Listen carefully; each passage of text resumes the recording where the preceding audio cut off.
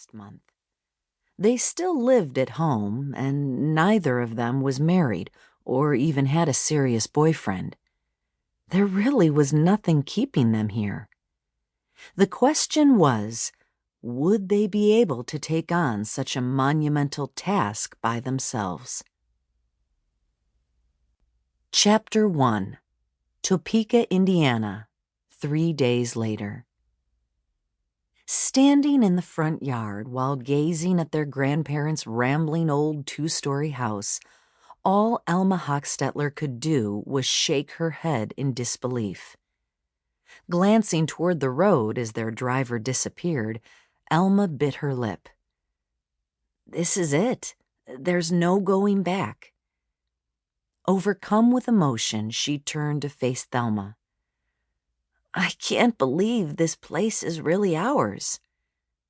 Holding the orange and white cat that had sauntered up to them, Thelma nodded. Everything from the weeds choking out the garden to the sagging front porch and peeling paint spoke of one thing: work. The barn and other outbuildings were run down too. Since this was the first week of September, Elma knew they would have to get some of the outside chores done before the harsh winter set in. How quiet it was. She hadn't noticed that before when they'd visited Grandpa and Grandma. Their grandparents' home was on a side road with farms on both sides of it. The home across the street had a for sale sign out front. As they stepped onto the porch, Thelma paused and tipped her head. Listen to the tinkle of Grandma's wind chimes. Barely noticing the chimes, Elma pointed to the eaves above the porch. Oh my, there's an ugly brown spider up there. It's nothing to worry about. I'll take care of it later. Thelma stroked the cat's head. I think it'll be fun to fix this place up. Elma shook her head. Fun? You think all the effort it will take to get this place livable is going to be fun? I'd call it work. And some of it will take money we don't have. You're right, but we can have fun in the process. Thelma's exuberance was almost contagious. But then, even when the twins were children, Thelma hadn't worried about things. Free-spirited, that's what Dad called Thelma, while he'd labeled Elma as the serious one. While the physically identical twins shared the same petite frame, blue eyes, and chestnut brown hair, their personalities didn't always mesh. I suppose I am too serious, Elma thought ruefully. But someone has to stay focused.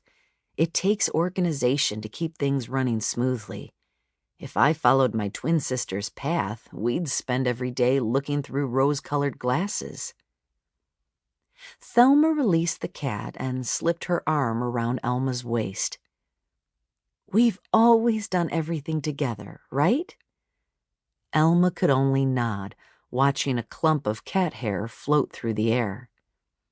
Together, we'll turn this place back into what it used to be before Grandma and Grandpa got too old to keep everything up. Thelma smiled. We'll make this a glick adventure. Elma knew her sister had good intentions and was thinking positively. Even though the situation looked overwhelming, perhaps Thelma was right.